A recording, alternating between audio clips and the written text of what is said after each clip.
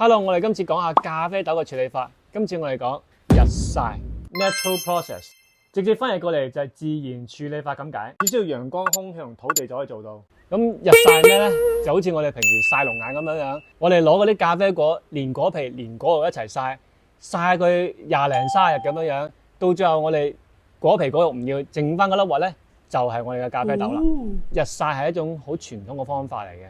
咁傳統嘅方法當然亦都會有唔少嘅缺點啦，例如你曬嘅時候會有樹葉啊、昆蟲啊或者其他雜質混咗入邊啦。每日嘅陽光強度都唔一樣，好難控制佢嘅乾燥程度啦。咁為咗彌補啲缺點咧，就發展一啲更加細分嘅方法，例如棚架日曬啊、精緻日曬啊、慢速日曬啊、超級日曬啊呢啲，哇好多花樣嘅日曬啦咁樣。